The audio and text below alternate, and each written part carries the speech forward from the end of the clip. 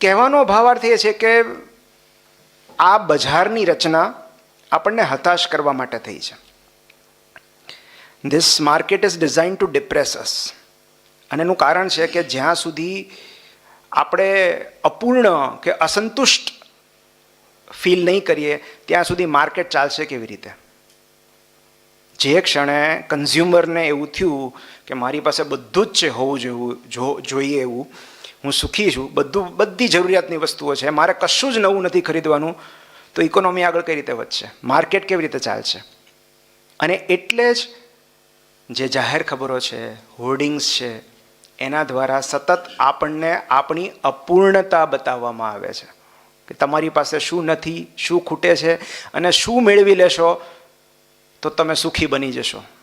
અને એટલે જ જાહેર ખબરમાં તમે હોર્ડિંગ્સમાં જુઓ, પોસ્ટરમાં જુઓ, કેટલા હેપી ફેમિલી દેખાય છે, હસતા ચહેરા જ હોય, જાણે એક સાબુ વાપરીને એ સુખી થઈ ગયા.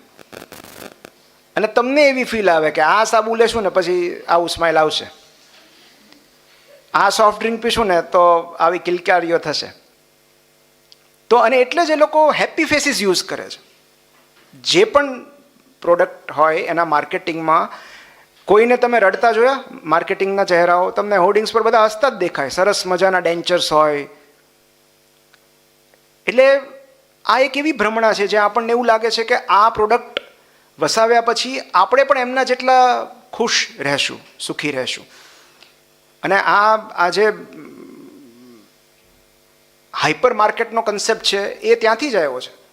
આપણે પહેલાં ઓલા કરિયાણાની દુકાને લેવા જતા 5 કે 10 વસ્તુ, એ બધી વધીને શું પૂછે? બોલો બીજું કાંઈ?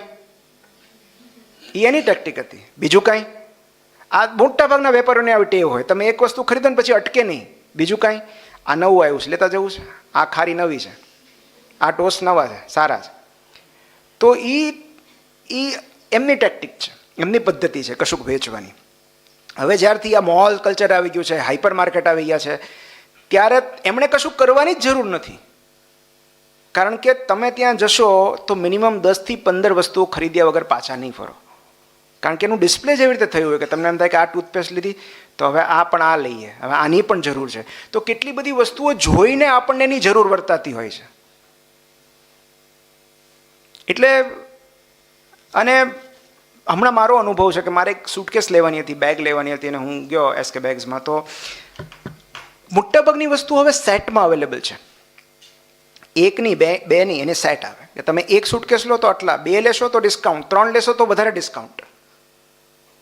તો એક વેચવાથી એમને સંતોષ નથી, એને તમને 2 વેચવી છે, 2 નહીં 3 વેચવી છે. તમે જેટલું વધારે ખરીદશો એટલું તમને ડિસ્કાઉન્ટ કરતા જશે. તો આ જે છે એ આપણી માનસિકતા સાથેની રમત છે. અને એટલે જ્યારે ડિઝાયરની વાત આવે, જ્યારે તરસની વાત આવે કે નવું વર્ષ નવી તરસ, તો આ ડિઝાયર છે. અને આપણે તો ગુજરાતીમાં મને તમારી એટલા માટે બીક લાગે છે કારણ કે મારી કરતાં તમે વધારે ભાષાના જાણકાર છો. એટલે કાંઈક વિનોદભાઈ બાજુમાં બેઠા હોય તો અમસ્તો બીક લાગે કે કાંઈક. પણ આપણે જેને ઝંખના કહીએ કે ડિઝાયર, અને ડિઝાયર માટે એક મનોવૈજ્ઞાનિક હતા, મને એમનું નામ હું ભૂલી ગયો છું, રેને જીરાર્ડ એક બહુ સરસ વાત કરી છે. એમની આખી થિયરી છે કે મનુષ્યની પોતાની કોઈ ઈચ્છા નથી હોતી. મોટા ભાગની એની ઈચ્છાઓ પ્રેરિત હોય છે, એટલે માઇમેટિક ડિઝાયર હોય છે. માઇમેટિક ડિઝાયર એટલે કોઈનું જોઈને તમને ઈચ્છા થઈ. કોઈ ફલાણો ફોન વાપરે છે એટલે તમને એ ફોન લેવાની ઈચ્છા થઈ. કોઈ ફલાણું સ્કૂટર વાપરે છે એટલે તમને એવું થયું કે હું લઉં. કોઈ ફલાણી પેન વાપરે છે એટલે તમને એમ થયું કે મારી પાસે પણ એ પેન હોવી જોઈએ. કોઈ ડૉક્ટર બન્યું તો તમને એમ થાય કે હા એ તો કેટલો સુખી છે, મારે ડૉક્ટર લાઈનમાં જવું જોઈએ. તો મોટા ભાગની આપણી ઈચ્છાઓ ક્યાંકથી પ્રેરિત હોય છે, ક્યાંકથી ઉછીની લીધેલી હોય છે, ઉધાર લીધેલી હોય છે. અને એટલે એ મેળવ્યા પછી આપણને સંતોષ નથી થતો. અને એમણે તો એવું કહ્યું છે કે મનુષ્યને ખબર જ નથી હોતું કે એને શું જોઈએ છે.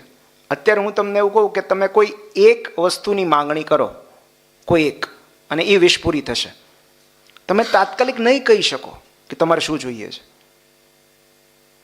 કારણ કે આપણને હકીકતમાં ખબર જ નથી હોતી કે આપણી ડિઝાયર શું છે, આપણે શું ઈચ્છીએ છીએ. કારણ કે આપણી મોટાભાગની ડિઝાયર જે છે એ ક્યાંકથી લીધેલી હોય છે, ક્યાંકથી મેળવેલી હોય છે, કંઈક જોઈને આપણે શીખેલા હોઈએ છીએ. અને ત્યાં જ તફાવત છે નીડ અને ડિઝાયર વચ્ચે, જરૂરિયાત વચ્ચે અને આપણી ઈચ્છા વિશે. તો આપણે જેમ કહીએ કે ફૂડની જરૂર છે, ખાવાની જરૂર છે, ભૂખ લાગે તો જે હોય ચાલે, તો એ જરૂરિયાત છે. પણ પિઝા જોઈએ તો એ માઇમેટિક ડિઝાયર છે કે મારે તો આ જ જોઈએ, મારે પિઝા. કારણ કે પિઝાની ડિઝાયર ક્યાંથી થઈ? આપણે કોઈકને જોયા, કાં તો સરસ મજાની કોઈ એડવર્ટાઇઝમેન્ટ જોઈ, ક્યાંક એનો ફોટોગ્રાફ જોયો, અને પછી આપણને એવું થયું કે આ મારે પણ ખાવું જોઈએ કારણ કે એ ખાય છે. તો આવી આપણી કેટલી બધી પસંદગીઓ છે એ અજાણીએ અન્યને જોઈને નક્કી થતી હોય છે. આપણે એ રીતે અન્યથી પ્રભાવિત થતા હોઈએ છીએ, ઇન્ફ્લુઅન્સ થતા હોઈએ છીએ. અને આપણે હંમેશા એવા જ લોકોની મિમિક્રી કરીએ છીએ કે જે આપણાથી હાયર હોય છે. એટલે હું તમને આમ, એમાં છે ને બે ફેક્ટર્સ હોય, એક બાહ્ય પરિબળો અને એક આંતરિક પરિબળો. તો બાહ્ય પરિબળોમાં એવા લોકો હોય કે જે આપણા કરતાં બહુ આગળ હોય, બહુ ઉપર હોય, અને એમની પસંદગી આપણને સીધી રીતે કે આડકતરી રીતે પ્રભાવિત કરતી હોય. જેમ કે સેલિબ્રિટીઝ, એ લોકો કયું પરફ્યુમ વાપરે, એ લોકો કયું વ્હીકલ યુઝ કરે. જેમ કે ઝુબા કેસરી, તો તમને એમ થાય કે ભાઈ અજય દેવગન ઝુબા કેસરી ખાય છે, શાહરૂખ ખાન ઝુબા કેસરી ખાય, હવે તો ટાઈગર શ્રોફે ખાય છે, તો મારે ખાવી જોઈએ. તો એ માઇમેટિક ડિઝાયર છે. શાહરૂખ ખાન ફલાણું પરફ્યુમ યુઝ કરે છે તો હું એ કરીશ તો મારા પ્રત્યે લોકો આકર્ષિત થશે, મને સફળતા મળશે, મારી એ પર્સનાલિટી એના જેવી થશે. તો એ માઇમેટિક ડિઝાયર છે. એક્સટર્નલ મીડિયેટર, કોઈકને જોઈને જે સમાજમાં થોડું આગળ પડતા છે, સફળ છે, સિદ્ધ છે, લોકપ્રિય છે, એ જે વાપરે છે એ મને વાપરવાની ઈચ્છા થાય તો એ માઇમેટિક ડિઝાયર છે. અને એની પાછળ પણ એક મેટાફિઝિકલ ડિઝાયર જેવું હોય છે. એટલે હું તમને એક સાદું ઉદાહરણ આપું કે પેલું એક મારુતિ ડિઝાયરની જાહેર ખબર આવે છે, જેમાં પેલો સિદ્ધાર્થ મલ્હોત્રા છે કે ભાઈ કોઈકને ફોન પર કહે છે આઈ વિલ બી ધેર ને એમ કરીને કારમાં બેસે છે. તો એ જોઈને તમને એમ થાય કે મારી પાસે મારુતિ ડિઝાયર હોવી જોઈએ. કારણ કે આપણે એમની પસંદગીને પસંદ નથી કરતા, આપણે એમને પસંદ કરીએ છીએ. આજે હું વિરાટ કોહલીને પસંદ કરતો હોઉં તો વિરાટ કોહલી જેને પસંદ કરશે એ મને પણ ગમશે. અને એનું કારણ એ છે કે આપણને એવું લાગે છે કે આપણે મારુતિ ડિઝાયરમાં બેસશું તો આપણે પણ કદાચ સિદ્ધાર્થ મલ્હોત્રા જેવા લાગીએ. એ જે વસ્તુ વાપરે છે એ આપણે જો પામી લઈશું તો આપણે પણ એના જેવા બની જઈશું. તો એ રીતે સબકોન્શિયસલી એ આપણને અસર કરે છે. પણ આપણે પાછા રોજ સવારે લીમડો ખાઈએ તો એ લોકો નહીં ખાય, તો આપણી પસંદગી એમને પ્રભાવિત નહીં કરે. એક બાહ્ય પરિબળો અને બીજા આંતરિક પરિબળો. આંતરિક એટલે આપણી અંદર રહેલા નહીં, આપણી આસપાસ રહેલા. જેમ કે આપણે પાડોશમાં કોણ શું કરે છે, આપણા મિત્ર કોણ શું કરે છે, આપણા ભાઈ બહેન કોણ શું લે છે, શું ખરીદી છે. તો જે દિવસે પડોશીની નવી કાર આવી, આપણી કાર આપણને જૂની લાગવા માંડે. તો એ ઇન્ટરનલ મીડિયેટર્સ છે કે જેમાં તમારો ભાઈબંધ શું કરે છે, એણે કઈ બાઇક લીધી, એ આઈફોન વાપરે છે તો તમને એમ થાય કે મારા ભાઈબંધ પાસે આઈફોન છે તો મારી પાસે આઈફોન હોવો જોઈએ.